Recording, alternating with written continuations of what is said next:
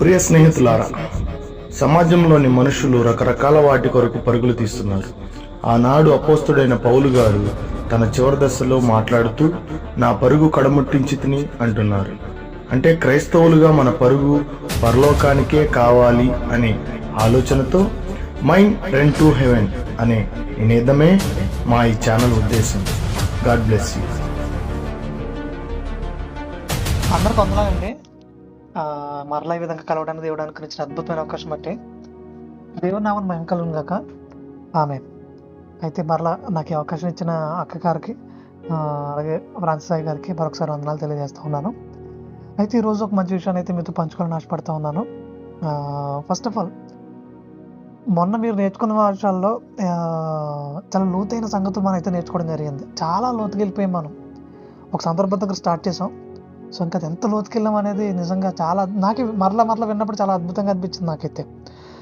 అది వీలైన మట్టుకు నేను ఏంటంటే స్క్రీన్ రికార్డ్ తీసుకుని అది యూట్యూబ్లో అయితే పెట్టడం జరిగింది. వీలైతే మీకు ఆ లింక్ కూడా నేను గ్రూపులో పెడతాను. వినండి, మరొకసారి వినండి, చాలా అద్భుతంగా ఉంది. ఎందుకంటే ఇప్పుడు 40 రోజులు చేయొచ్చా చేయకూడదు అనే దాని గురించి స్టార్ట్ చేసి దేవుడు మన దగ్గర నుంచి అసలు ఏం కోరుతున్నాడు, ఈ 40 రోజులైనా లేదంటే ఇంకా ఆయన ఏమైనా కోరుతున్నాడా అనే దాని గురించి చాలా వివరంగా అయితే మాట్లాడడం జరిగింది. మరొకసారి మీరు వినే ప్రయత్నం చేయండి. ఆ లింక్ వీలైతే గ్రూప్లో షేర్ చేస్తాను. సరే, ఇక విషయానికి వచ్చేస్తే ఈరోజు ముఖ్యంగా మనం ఎప్పుడైతే బైబిల్ చదవడం ప్రారంభిస్తామో అన్ని సందర్భాలు కూడా మనకు త్వరగా అర్థం కావు.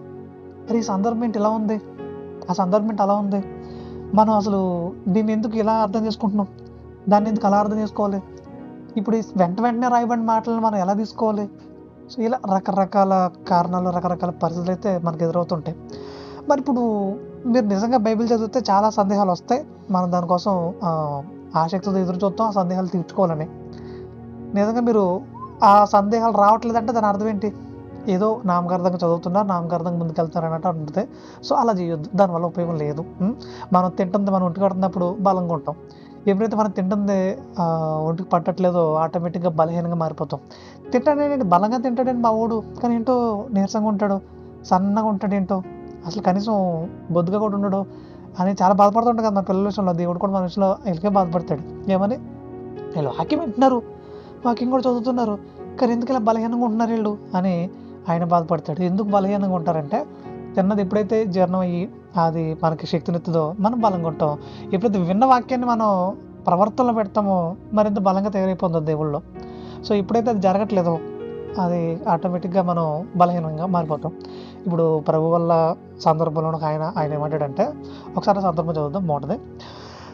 కొరింథీయులకు రాసిన మొదటి పత్రిక 11వ అధ్యాయము 30 వచ్చిన ఒకసారి చూద్దాం, తీయండి. కొరింథీయులకు రాసిన మొదటి పత్రిక 11వ అధ్యాయము సందర్భం ఏంటంటే,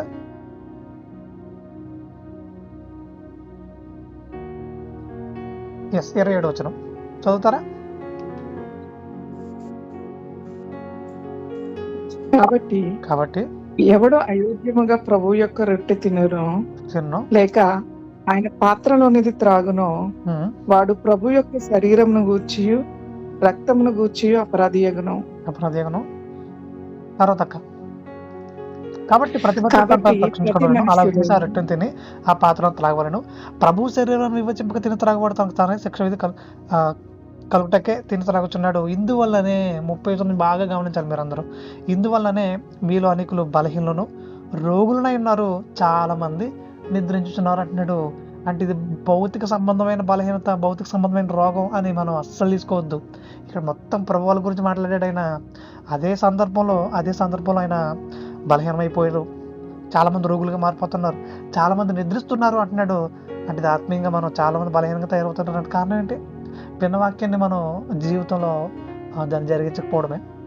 మనం చదువుతున్న వాక్యాన్ని ఎక్కడన్నా డౌట్లు ఉంటే దాన్ని నివృత్తి చేసుకోకపోవడమే. చాలామంది ఆ డౌట్లతోనే కాలం గడిపేస్తారు. సో తద్వారా చాలా ప్రమాదం అది. సో అలాంటి ప్రమాదంలోకి మీరు ఎవరు వెళ్ళకూడదు. ఈరోజు ఒక అద్భుతమైన సందర్భాన్ని మీతో పంచుకోవాలని ఆశపడుతున్నాను. ఎందుకంటే నాకు చాలా కాలం అర్థం కాలేదు. తర్వాత అర్థమైన తర్వాత నాకు చాలా సంతోషం అనిపించింది. ఇప్పుడు నాకు అర్థమైన సందర్భాన్ని మీతో పంచుకోవాలని ఆశపడుతున్నాను. ముఖ్యంగా దానికంటే ముందు ఆ సందర్భం అంతటికి కంబైన్ చేసి నాకు వచనం చదివిన తర్వాత మన సందర్భంలోకి వెళ్దాం. రైట్, తెస్సలోనికైలకు రాసిన 2వ పత్రిక 3వ అధ్యాయము 13వ వచనం. జస్ట్ ఆ ఒక్క వచనం చదవండి, మనం సందర్భాలకు వెళ్ళిపోదాం. తెస్సలోనికైలకు రాసిన 2వ పత్రిక 3వ అధ్యాయము 13వ వచనం. మీలో కొందరు ఏ తెస్సలోనికైలకు పని రాసిన చేయక రెండో పత్రిక 3వ అధ్యాయము 13. సహోదరులారా, ఎస్, రైట్. మీరైతే మేలు చేయుటలో విసుగవద్దు. మీరైతే మేలు చేయటంలో విసుకవద్దు అని అంటున్నాడు. అంటే దేవుని పిల్లలుగా మనం ఎలా ఉండాలైనా చెప్తున్నాడు, మీరు మేలు చేసే విషయంలో విసుకుపోవద్దు, ఎందుకంటే నేను ఆ విషయంలో పరిపూర్ణంగా ఉన్నాను అంటున్నాడు. ఆయన చేసే మేలు మనం రోజు తలంచుకుంటూనే ఉంటాం.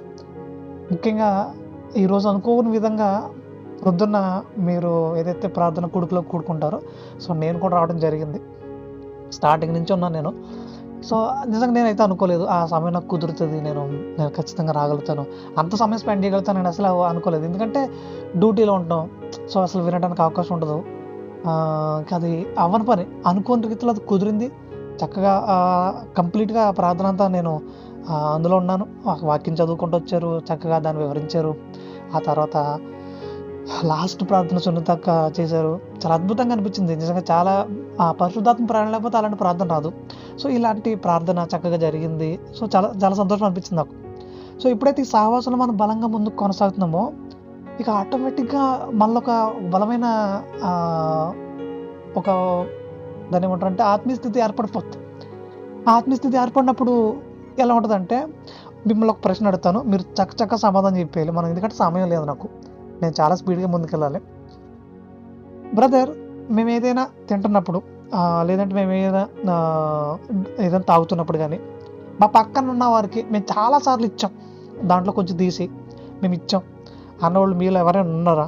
మీరు చక్క సమాధానం చెప్తే నేను ముందుకెళ్ళిపోతాను. ఉన్నామండి, నేను ఇచ్చాను. రైట్, ఇచ్చాం. అది. సో అయితే మీకు ఎప్పుడైతే ఈ ప్రార్థన బలంగా లోపల నడుతుందో, నేను ఒక్కడే తినాలనిపించదు. చాలామంది నాది, నేను కొనుక్కున్నాను, నేను సంపాదించుకున్నాను అనే ఫీలింగ్లో ఉంటారు చాలామంది. ఇక ముఖ్యంగా నేను ఎప్పుడైనా సరే నేను ఏదైనా తినాలనుకుంటే ఖచ్చితంగా అందులో సగమైన ఎవరో ఒకరికి, నా చుట్టూ ఉన్న వాళ్ళకి పెట్టేయాల్సిందే. నేను ఎక్కువ తినలేను, వాళ్ళకి నేను పెట్టేస్తూ ఉంటాను. ఎందుకు అని అంటే, నా మనసు మొత్తం ఎలా నిండిపోయింది, మేలు చేసే విషయంలో బలంగా తయారైపోయింది నేను. సో ఆటోమేటిక్గా వాడు నాకు కీడు చేయని, నేను వాడికి మేలు చేయాలి. ఇది ఎవరి లక్షణం? దేవుని లక్షణం. ఎప్పుడైతే ఈ లక్షణంలోకి, అంటే ఈ పరిపూర్ణతలో మనం వచ్చేస్తామో, దేవుని మనసు మనకు బాగా అర్థమవుద్ది. ప్రభా, నేను మీకు విషయంలో చాలాసార్లు కీడు చేశాను, నేను మీ విషయంలో నేను చాలాసార్లు వ్యతిరేకంగా ప్రవర్తిస్తూ వచ్చాను నేను, అయినా సరే మాకు మీరు మేలే చేశారు, నన్ను బ్రతికిస్తూనే ఉన్నారు, బలపరుస్తూనే ఉన్నారు, నడిపిస్తూనే ఉన్నారు. ఇంతకు మించి నాకేం కావాలి ప్రభా? ఇంతకు మించి నాకేం కావాలి అసలు? కాబట్టి నా వరకు నేను ఎంత వీలైతే అంత వీలు ఖచ్చితంగా నేను మేలు చేయడానికి నేను ప్రయత్నం చేస్తానని ఒక బలమైన నిర్ణయం వల్ల కలుగుతుంది. సో మరి ఇది ఒకసారి దృష్టిలో పెట్టుకుని నేను ఇప్పుడు వెళ్ళే సందర్భంలో మీరు బాగా వినగలిగితే చాలా అద్భుతంగా మీరు ఆ సందర్భానికి యాప్ట్ అయిపోతారు. ఓకేనా? రైట్. మత్తయి సువార్త 25వ అధ్యాయము 32 నుంచి చదువుదాం. మత్తయి సువార్త 25వ అధ్యాయము 32 నుంచి ఆయన ఒక ఉపమానాలంకారంగా ఆ విషయాలన్నీ చెప్పుకుంటూ వస్తున్నాడు. ఆయన చాలా జాగ్రత్తగా మీరు చదవాలి, ఒక వచనం. మత్తయి సువార్త 25వ అధ్యాయము 32. అప్పుడు సమస్త జనములు ఆయన ఎదుట పోగు చేయబడుదురు. గొల్లవాడు మేకలలో నుండి గొర్రెలను వేరుపరిచినట్లు ఆయన వారిని వేరుపరిచి తన కుడివైపున గొర్రెలను, ఎడమవైపున మేకపిల్లలను నిలవబెట్టును. అప్పుడు రాజు తన కుడివైపున ఉన్న వారిని చూచి, నా తండ్రి చేత ఆశీర్వదింపబడిన వారలారా, రండి, లోకం పుట్టినది మొదలుకొని మీ కొరకు సిద్ధపరచబడిన రాజ్యంను స్వతంత్రించుకొనిడి. నేను ఆకలి గొంటిని, మీరు నాకు భోజనము పెట్టితిరి, దప్పు గొంటిని. ఇక్కడ ఆయన మేకలు గొర్రెలను మాట్లాడుతూ, గొల్లవాడు మేకలను గొర్రెలను వేరు చేసినట్లు ఆయన వేరు చేస్తున్నాడు.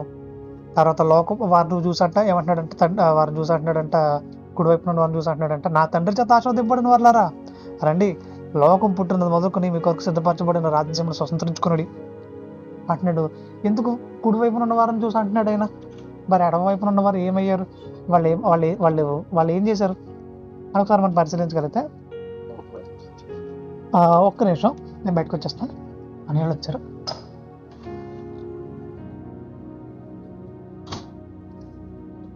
రైట్.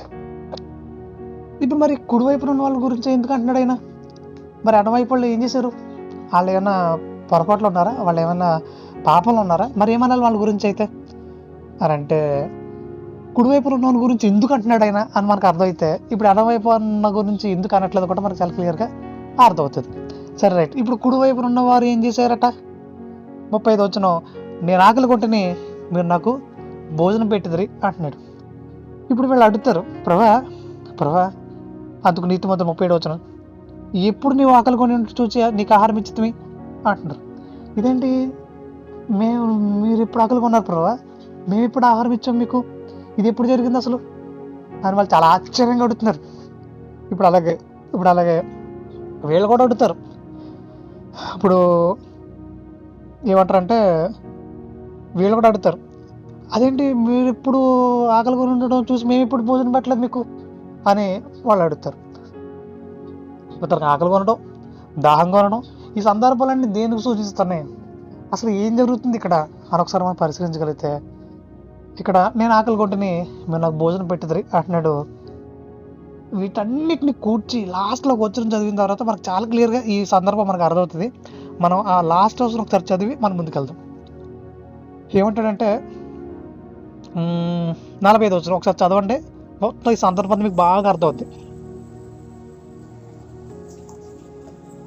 అందుకైన మిక్కిలి అల్పులైన వీరిలో ఒకరికినైనను మీరు ఇలాగ చేయలేదు గనుక నాకు చేయలేనిది మీతో నిశ్చయముగా చెప్పుచున్నానని వారితో అనను. మీరు నిత్య శిక్షకును నీతిమంతులు నిత్య జీవమునకును పోవుదురు. అయితే అందుకైనా ఏమంటాడంటే, మిక్కిలి అల్పులైన వీరిలో ఒకరికైనా మీరు ఇలాగ చేయలేదు అంటున్నాడు. మీరు చేయలేదు అంటే దాని అర్థం ఏంటి? మీరు అసలు ఏమాత్రం మేలు చేసే విషయంలో ముందు లేరు. కానీ కొంతమంది ఉన్నారు బ్యాచ్, వాళ్ళు మేలు చేసే విషయంలో ముందున్నారు, ముందుకే కొనసాగిపోతూ వచ్చారు, ముందుకే నడుస్తూనే వచ్చారు. మరి మీరు ఎప్పుడు ఆకలిగొండ చూస్తే మేము మీకు ఎప్పుడు భోజనం పెట్టానని మరి నీతివంతులు అడిగినప్పుడు ఆయన ఏమంటాడంటే, ఇదిగో మిక్కిలు అలిపోయిన ఈ నా సహోదరులు మీరు చేశారు కనుక నాకు చేసినట్టు అంటున్నాడు. ముఖ్యంగా ఈ మిక్కిలు అలిపోయిన సహోదరులు ఎవరు? మనకి ఈ విషయం కూడా అర్థం కావాలి కదా. మిక్కిలు అలిపోలేని ఈ సహోదరులు ఎవరు? వాళ్ళు ఎవరైనా అన్నం లేని వాళ్ళ, వాళ్ళు ఎవరైనా బట్టలు లేని వాళ్ళ? ఇప్పుడు ఇక్కడ ఆ సందర్భం కూడా రాయబడుతుంది మనకి. 35 నుంచి చూడగలిగితే, నేను ఆకలి కొంటిని మీరు నాకు భోజనం పెట్టారు, దప్పికొంటిని మీరు నాకు దాహం ఇచ్చారు, పరదేశం ఏంటిని నన్ను చేర్చుకున్నారు, దిగంబరిన ఏంటిని నాకు బట్టలు ఇచ్చారు, రోగిని ఏంటిని నన్ను చూడవచ్చారు, చెరసాలు ఉంటిని నా ఎద్దుకు వచ్చారు మీరు. ఇలా ఇవన్నీ సందర్భాలు చెప్పుకుంటూ నేను ఎంత దీనమైన పరిస్థితిలో ఉన్నానో మీరు నాకు సహాయం చేశారు, నాకు మేలు చేశారు. మేలు చేసే విషయంలో మీరు విసుకలేదు, మేలు చేసే విషయంలో మీరు విసుకుపోలేదు అని అంటున్నాడు. ముఖ్యంగా బ్రదర్, మరి సందర్భం అన్యజనుల గురించి రాయబడిన మాట, లేదంటే మరి క్రైస్తవుల గురించి రాయబడిన మాట అంటే, మొత్తం సందర్భం క్రైస్తవుల గురించే రాయబడిన మాట. మొత్తం సందర్భం అంతా కూడా క్రైస్తవుల గురించే రాయబడింది. ఇక మధ్యలో అన్యజనులు ఎవరు లేరు ఇందులో, అస్సలు లేరు. అంటే క్రైస్తవులోనే 2 విభాగాలు ఉన్నాయి. ఒక విభాగం మేలు చేసే విషయంలో విసుకుపోకుండా ఉన్నారట, బలంగా మేలే జరిగిస్తున్నారట. ఇక రెండో విభాగం వాళ్ళు మేలు చేసే విషయంలో చాలా శ్రద్ధగా ఉన్నారంట, మేలు చేసే విషయంలో చాలా దూరంగా ఉన్నారంట వాళ్ళు. మరి ఇదేంటి, క్రైస్తవులు అంటేనే మేలు చేయాలి కదా, మరి వీళ్ళంటే దూరంగా ఉండడం ఏంటి?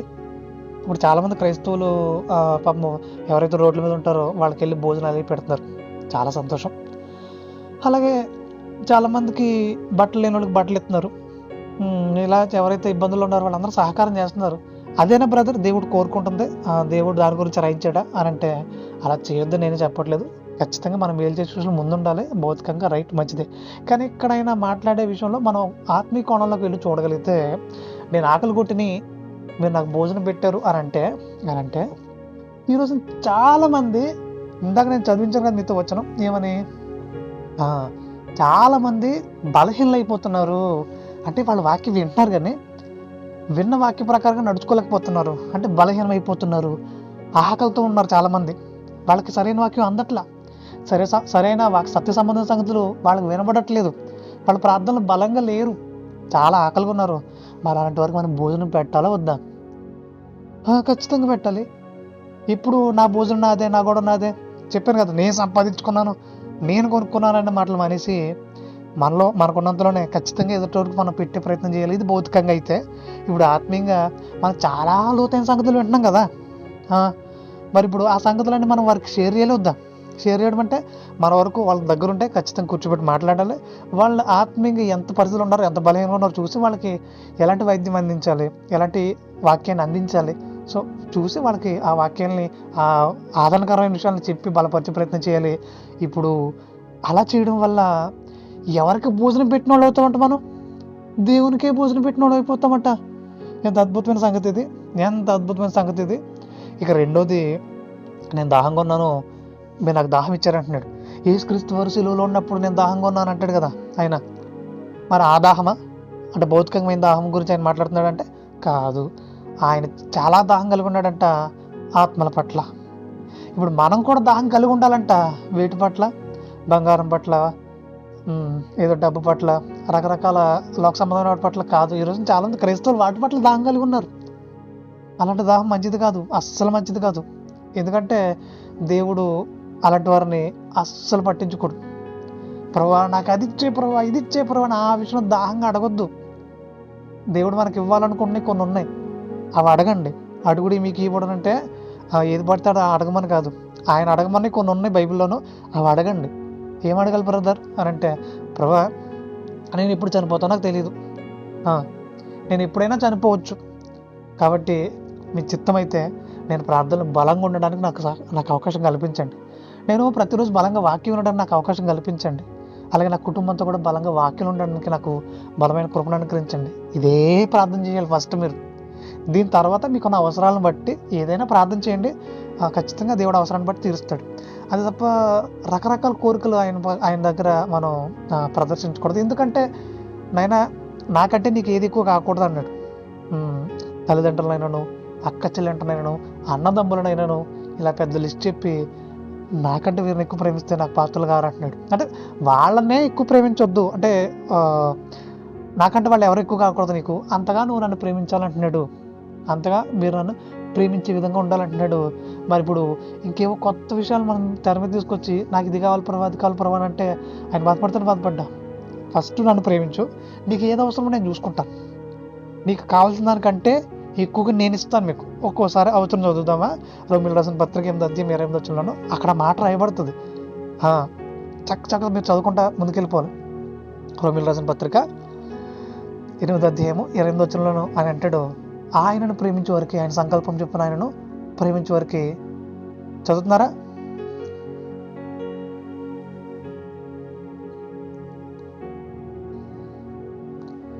రోమిల రాసిన పత్రిక 8:28 అనగా ఆయన సంకల్పం చొప్పున పిలువబడిన వారికి మేలు కలుగుటకే సమస్తమును సమకూడి జరుగుచున్నవని సమస్తమును సమకూడి జరుగుతున్నాయట. ఇక మనం ఎందుకు అడగాలట? అవసరం అడగడం అవసరం లేదు. ప్రభా ఇది అవసరం అని ఒకసారి మాట చెప్పేయడం, అక్కడతో దాన్ని విడిచిపెట్టేసి మనం ముఖ్యంగా పట్టుదల ప్రార్థన చేయాల్సిన విషయాలు ఏమైనా ఉన్నాయా అంటే, ఇదిగో నేను నా కుటుంబం మీలో బలంగా ఉండాలి. ఎందుకంటే ఏమో పరిస్థితి అసలు ఏం బాలే, బయట పరిస్థితులు అసలు ఏం బాగాలేదు, రకరకాల పరిస్థితులు ఉన్నాయి. ఎక్కడో యుద్ధం జరిగితే మనకేంటి అనుకునేలా లేదు, ఇక్కడ కూడా రకరకాల యుద్ధాలు వచ్చేస్తున్నాయి, రకరకాల పరిస్థితులు ఎదురవుతున్నాయి. ఎవడు ఎలాగో ప్రవర్తిస్తున్నాడో తెలియదు. మనం రోడ్డు మీద చక్కగానే ముందుకెళ్తున్నాం, కానీ ఎవడో గుద్దేస్తున్నాడో తెలియట్లేదు. ఇలా రకరకాల పరిస్థితులు నడుస్తున్నాయి. మరి ఇప్పుడు దీన్ని బట్టి మనం సేఫ్గా ఉన్నాము, మనం ఏదో సురక్షితమైన పరిస్థితులు ఉన్నామని చెప్పుకోవడానికి లేదు. కానీ ఎప్పుడైనా చనిపోవచ్చు. మరి చనిపోతే, వాక్యంలో చనిపోతే మేలుకర విషయం, అది వాక్యంలో లేకుండా చనిపోతే అమ్మో చాలా భయంకర విషయం. అలాంటి పరిస్థితి ఎవరికి రాకూడదు. ఇక రెండోది ఇప్పుడు ఆయన దాహం ఏంటిదంట, ఇదిగో ఎవరైతే ఆత్మీయంగా దాహం కలిగి ఉన్నారో, వాక్యానుసారమైన ఆలోచనలు కలిగి ఉండాలి కానీ కలిగిలేరు, వాక్యానుసారమైన ప్రవర్తన కలిగి ఉండాలి కానీ కలిగిలేరు. కానీ వాళ్ళకి ఆశ అయితే ఉంది, కానీ వాళ్ళ ఆశను తీర్చేవాళ్ళు వాళ్ళకి దగ్గరలో లేరు, వాళ్ళ ఆలోచనల్ని ఫుల్ఫిల్ చేసేవాళ్ళు దగ్గరలో లేరు. ఇదిగో మనకి ఇన్ని విషయాలు వినపడుతున్నాయి కదా, మనం ఖచ్చితంగా వాటన్నిటిని ముందు తీసుకెళ్ళేలా ఉండాలి, వాటన్నిటికీ మనం సమాధానం చెప్పేలాగా ఉండాలి. ఎవరో ఏదో ప్రశ్న అడిగారు, దేవుడు చూసుకుంటాడు అని మనం చెప్పేసి తప్పించుకుంటే ఎలా కుదురుద్ది?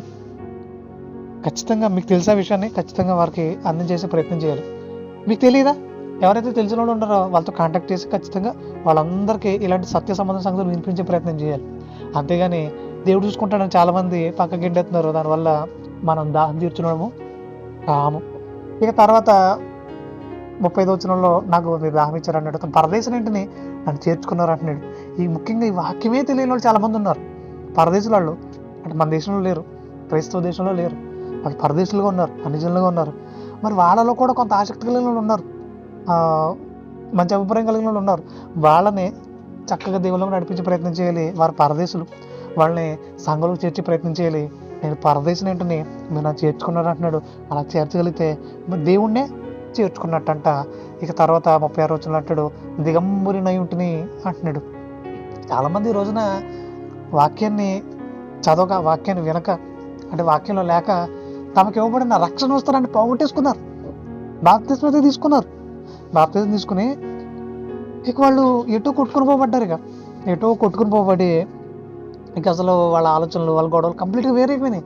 అదేంటి బ్రదర్ మీరు బాప్తిస్మం తీసుకున్నారు కదా, ఎందుకు తాగుతున్నారు? అదేంటి బ్రదర్ మీరు బాప్తిస్మం తీసుకున్నారు కదా, మీరు ఏంటి ఎలా ప్రవర్తిస్తున్నారు? మీరు పరిశుద్ధంగా కనీసం అడుగులు వేయాలి కదా, అసలు ఏంటి ఎలా ఉంది మీరు అని మనం వాళ్ళని చూస్తే ఆశ్చర్యపోయే విధంగా ఉన్నారు. చాలామంది అలాగే ఉన్నారు, చాలామంది అలాగే ప్రవర్తిస్తున్నారు. మరి వాళ్ళకున్న రక్షణ వస్త్రాన్ని వాళ్ళు పాడు చేసేసుకున్నారు. మరి ఇప్పుడు మరలా వాళ్ళకి రక్షణ వస్త్రాన్ని మనం ధరించాలి, ధరింప చేయాలి. అలా మీ సరౌండింగ్ ఏరియాలో ఎవరైనా ఉన్నారా, వాళ్ళకి ఇలాంటి శ్రేష్టమైన సత్యవాక్యాన్ని అందించి ఇదిగో మీ గ్రూపులో చేర్చుకుని వాళ్ళ ప్రార్థన అంటే నేర్పించి వాళ్ళ ప్రార్థనలు బలపరిచి మరలా వాళ్ళకి వస్త్రాలు కప్పే ప్రయత్నం చేయండి. నాకు కప్పినట్టే అంటున్నాడు ఆయన, నాకు కప్పినట్టే మీరు అలా చేస్తే కనుక నాకు కప్పినట్టే, నాకు చేసినట్టే మీరు అంటున్నాడు. ఆయన ఎంత తగ్గింపుకుండా ఆయన చెప్పండి ఒకసారి, ఎంత తగ్గించుకొని మాట్లాడతాడు ఆయన. మీరు మీ చుట్టూ ఉన్న సహోదరులు ఎవరైతే ఉన్నారో, మీ పిల్లల సహోదరులు ఎవరైతే ఉన్నారో వాళ్ళకి మీరు చేశారా, నాకు చేసినట్టే అంటున్నాడు. ఇంకో చోట మాట ఆయన ఏమంటాడంటే సామెతల గ్రంథంలోనూ, బీదలు కనుకరించి వాడు ధన్యుడు, వాడు యెహోవాకు అప్పించిన వాడు అంటున్నాడు. యెహోవాకు మనం అప్పివ్వడం ఏంటి, దేవుడు మనం అప్పివ్వడం ఏంటి అంటే, అవును ఎవరైతే వాక్య విషయంలో బీదలుగా ఉన్నారో వాళ్ళని వాక్యంతో బలపరిచినప్పుడు దేవుని దగ్గర మనం అప్పైపోతాం అంట. అంటే దేవుడు మనకు అప్పైపోతాడంట. ఏం అప్పు అది? నీకు పరలోకాన్ని నేను అప్పైపోతున్నాను అంటున్నాడు ఆయన. ఎంత అద్భుతమైన సంగతి ఇది. కాబట్టి దేవుడు తను తగ్గించుకుని ఎన్నో గొప్ప విషయాలు చెప్తున్నాడు ఆయన. మనకు జస్ట్ రీచ్ అయితే చాలు, జస్ట్ ఆ విషయాన్ని మనం నెరవేర్చగలిగితే చాలు. చాలామంది మా వరకు మేము వాక్యం వింటాం, మా వరకు మేము చూసుకుంటాం, మాది మేము చూసుకుంటాం, ఇంకొకటి మేము చెప్పాల్సిన పనే ఉంది, మాకు అంత ఖాళీ లేదు బ్రదర్, మాకంత అసలు నెసెసిటీ లేదు, మాకు అంత అవసరం లేదు, మాది వరకు మేము చూసుకుంటాం అని వాళ్ళు చాలామంది ఎక్కువైపోయారు ఈ రోజున. సో తద్వారా దేవుడు వాళ్ళని ఏమంటున్నాడు, మేకల గుంపు అంటున్నాడు. వాళ్ళు నీతి ముందు కాదు, వాళ్ళు మేలు చేసే విషయంలో ముందు లేరు. మేలు చేయాలంటే విసిగిపోతున్నారు వాళ్ళు. మాకే సమయం లేదు, మరి వాళ్ళకి మేము ఏం చెప్తాం, వాళ్ళతో మేము ఎలా సహవాసం చేస్తాం, వాళ్ళతో స్పెండ్ చేసే టైం మాకు ఎక్కడ ఉంది?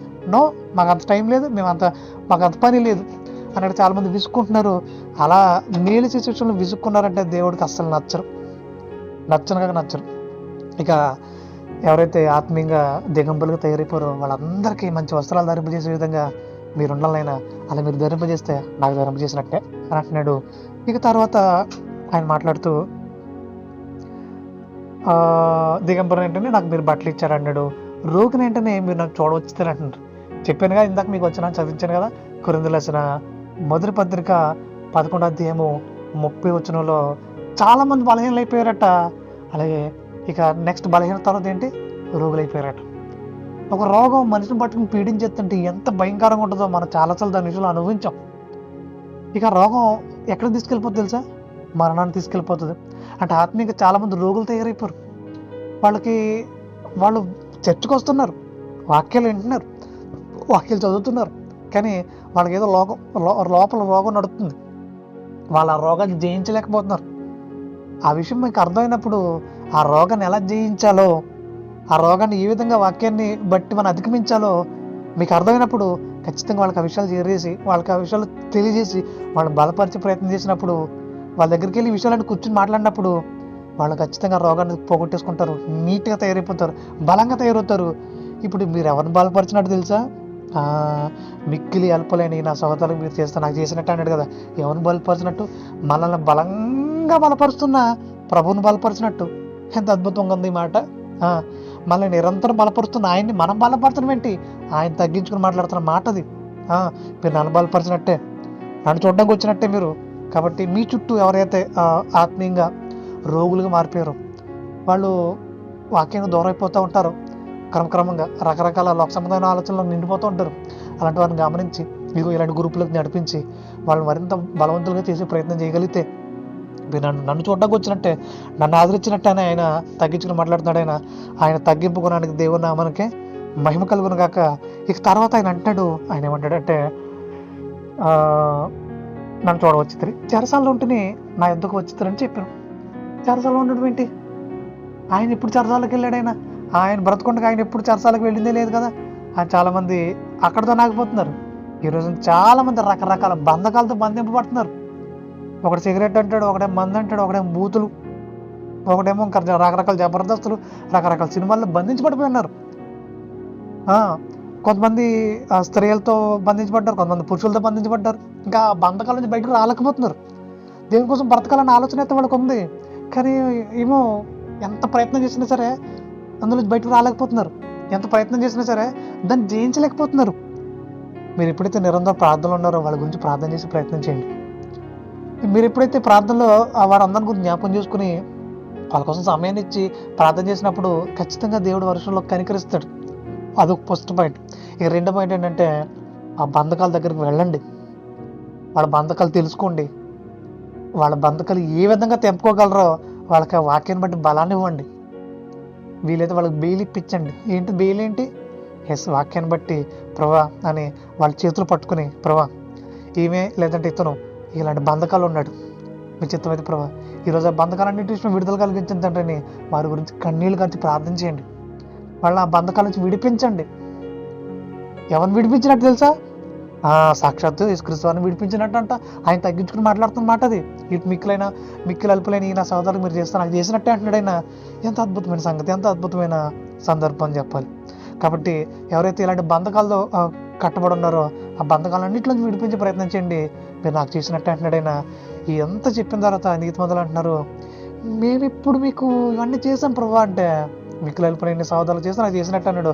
మేము ఎప్పుడు చేయలేదు ప్రభా అని ఆ నీతిమంతులు వాక్యానికి వ్యతిరేకంగా ఉన్న వాళ్ళందరూ అడిగితే, అయినా వీళ్ళకి మీరు చేయలేదు కదా, నాకు కూడా మీరు చేయనట్టే, కాబట్టి గెట్ అవుట్, మీరు పరలోకానికైతే అర్హులు కారు. లాస్ట్ వచనం అదే చెప్తాడు, 46వ వచనం, వీరు నిత్య శిక్షకును, అంటే ఎవరైతే మేలు చేసే విషయంలో విసిగిపోయారో వీళ్ళు నిత్య శిక్షకును. నీతిమంతులు మేలు చేసే విషయంలో ఎవరైతే బలంగా ఉన్నారో వాళ్ళు నిత్య జీవానికి వెళ్ళిపోతారు. కాబట్టి జాగ్రత్తగా ఉండండి ఆయన. మీరు మేలు చేసే విషయంలో విసిగిపోవద్దు, బలంగా నిలబడండి. మీ వల్ల అయినంత మట్టుకు మేలే చేయండి, మీ సఖ్యం అన్నంత మట్టుకు మేలుగారంగానే ఉండండి, సమాధానంగా ఉండండి ప్రజలందరితోటి. ఎక్కడ అసూయ, ఎక్కడ కుళ్ళు, ఎక్కడ మళ్ళీ కనబడకూడదు. ఎందుకంటే ఆయన దగ్గర అవి లేవు. మన ఆయన నమ్ముకున్నాం కదా, ఆయనలా ఉండాలంటున్నాడు, మీరు నన్ను పోలు నడుచుకోవాలంటున్నాడు. కాబట్టి ఆయన మనకు మాదిరి నుంచి వెళ్ళిపోయేటట్ట, అలా మాదిరి నుంచి వెళ్ళిపోయిన ప్రకారంగా మనం కూడా ఆయనలా బ్రతకాలి. ఇప్పుడు మీ యేసుక్రీస్తు భూమి మీద లేడు కదా, భూమి మీద లేడుగా, ఎక్కడో పరలోకంలో ఉన్నాడని చెప్తున్నారు కదా. మరి ఎలా ఉన్నాడో మాకు ఎవరన్నా చూపించగలరా అంటే, మనం ఎవరో గీసిన బొమ్మలు చూపించొద్దు, లేదంటే ఎవరో తయారు చేసిన సిమెంట్ బొమ్మలను అసలు చూపించొద్దు, విగ్రహాలను అసలు చూపించొద్దు.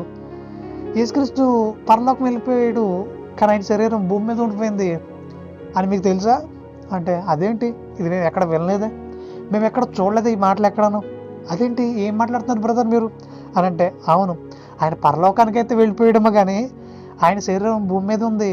ఆయన శరీరం అంటే ఏంటి? ఏంటి? సంఘమే ఆయన శరీరం, అనగా మనమే ఆయన శరీరం. ప్రతి ఆదివారం ప్రభు వల్ల మనం పాల్గొంటున్నాం, ఆయన శరీరాన్ని తింటున్నాం, ఆయన రక్తాన్ని మనం పానం చేస్తున్నాం. అంటే ఇప్పుడు ఆయన శరీరం ఎక్కడుంది? భూమి మీద మనలోనే ఉంది, మన రూపంలో ఉంది. ఇప్పుడు ఎవడైనా యేసుక్రీస్తు ఎవరయ్యా ఏదో ఒకసారి చూపించు అని అన్నాడు అనుకోండి, మీరు ఏం చేయాలి తెలుసా? నన్ను చూడు ఆయన చూసినట్టే అని చెప్పాలి. అలా చెప్పే స్థాయికి మీ మాటలు వెళ్ళాలి, అలా చెప్పే స్థాయికి మీ ఆత్మీయ స్థితి వెళ్ళాలి.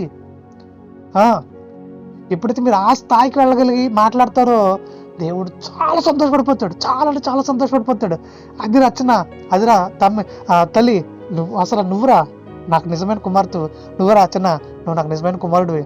ఇది యేసుక్రీస్తు వారి గురించి మాట్లాడుతూ ఆయన ఏమంటాడంటే, ఇదిగో ఈయన నా ప్రియ కుమారుడు, ఈయన ఎందు నేను ఆనందిస్తున్నాను అంటున్నాడు కదా. యేసుక్రీస్తు వారి గురించి మాత్రమే కాదు, దేవుడు మన గురించి కూడా మాట్లాడాలనుకుంటున్నాడు. మీకు అర్థమవుతుందా? దేవుడు మన గురించి కూడా ఈ మాటలు మన విషయంలో మాట్లాడాలనుకుంటున్నాడు.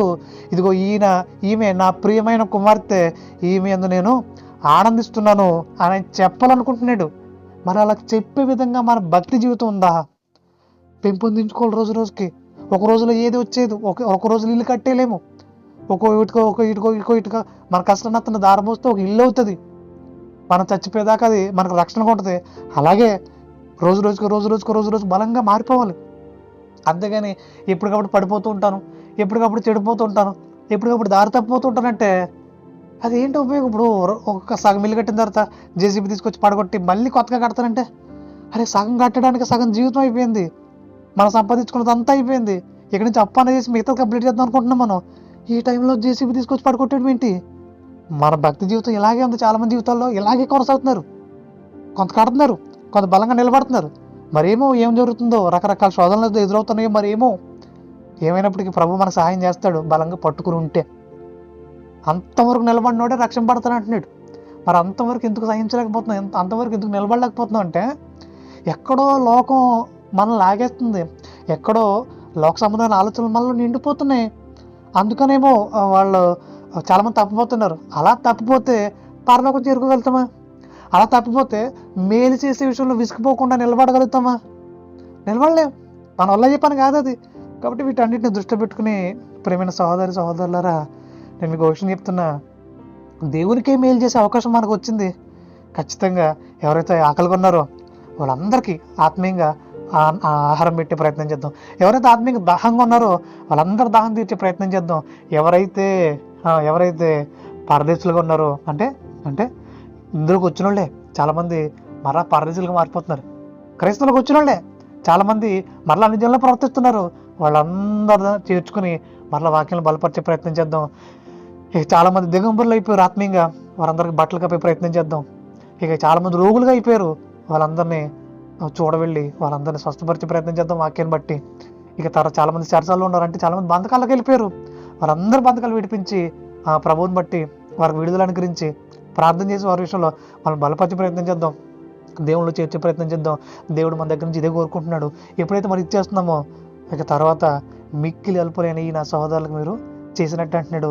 ముఖ్యంగా మిక్కిలి అల్పులైన ఈ నా సహోదరులు అంటున్నాడంటే వాళ్ళు ఏమి స్పెషల్గా ఎక్కడో లేరు, మనలో ఉన్నారు. మనం గుర్తించి సత్యం కోసం నిలబడే ప్రయత్నం చేద్దాం, లోతైన సంగతులతో నింపబడే ప్రయత్నం చేద్దాం. అలా బలమైన దేవుని కృపలు వర్ధిల్లాలని మనస్ఫూర్తిగా కోరుకుంటూ ప్రతి విషయంలో కూడా మీరు మరింత బలంగా అడుగులు వేయాలని దేవునికి ప్రార్థిస్తూ నా మాటలు ముగిస్తూ ఉన్నాను. ప్రార్థన చేసుకుందాం. పరిశుద్ధమైన తండ్రి, ఇప్పటికే చాలా అద్భుతమైన సంగతులు నేర్పిస్తూ వచ్చారు ప్రభు, మీ నామం మహిమ కలుగును గాక. తండ్రి, రోజు రోజుకు బలమైన మీ ఆలోచన నింపబడుతున్నాను. అనేకులకు ఆశీర్వాదకరంగా దీవెనకరంగా మమ్మల్ని బలపరుస్తున్న రీతి ఏదైతే ఉందో నిజంగా అద్భుతం నాయన, అద్భుతం. కాబట్టి ప్రభా, రోజుకు ఇంకా మరింత బలంగా తయారవుతున్నాయినా. మీకే మేలు చేసే గొప్ప అవకాశం మీరు మాకు కల్పించారు. కాబట్టి ప్రభు, ఎక్కడ మేము దారి తప్పిపోకుండా, ఎక్కడ కూడా మేము మా ఆలోచనలో వీటి వెళ్ళిపోకుండానైనా నమ్మకంగా మీకోసం నిలబడడానికి, నమ్మకంగా మీ పనిలో అడుగులు వేయడానికి మీ పరిశుద్ధాత్మ సహాయం మాకు అందించమని, మమ్మల్ని మరింత పరిపూర్ణత నడిపించమని మీ కృపను కోరుకుంటూ మీ సహాయాన్ని అర్థిస్తూ త్వరలో రానైనా మా ప్రభువును రక్షకుడనైనా క్రీస్తు రాష్ట్రం పవిత్రమైన నామలో ఈ ప్రార్థన మనలో పెట్టుకొని పరలోకపు తండ్రి, ఆమేన్. వందనాలండి. Thank you so much. దేవులా మనకు వందనాలండి. ఇంతవరకు మరి వాక్యం చెప్పి మనం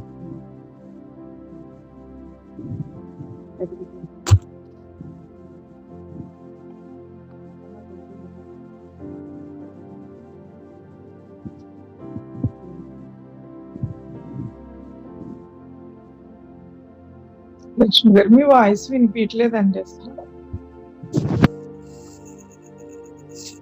సిస్టర్ వినిపించట్లేదండి. ఇప్పుడు వినిపిస్తుందండి. సిగ్నల్ అందట్లేదండి, ఏమనుకోండి.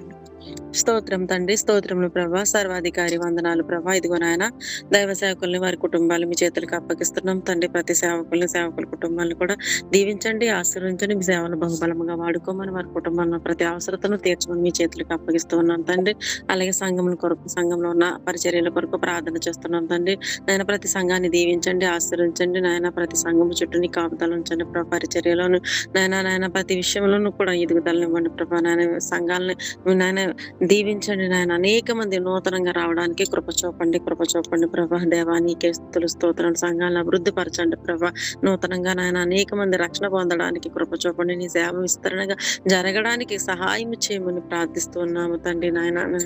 నీకే వందనాలు, స్తుతులు, స్తోత్రాలు. గ్రూప్ సభ్యుల కొరకు నాయన, కుటుంబాల కొరకు ప్రార్థన చేస్తున్న గ్రూప్ లో ఉన్న ప్రతి సభ్యుడిని, సభ్యురాల్ని, వారి కుటుంబాన్ని దీవించండి, ఆశీర్వదించండి ప్రభా. ప్రతి అవసరత నీ మహిమేశ్వరుల నుంచి తీరుస్తూ మమ్మల్ని నడిపిస్తున్న విధానాన్ని బట్టి నీకే స్తుతులు స్తోత్రాలు. ఇంకా అద్భుతాలు చేయమని అనేక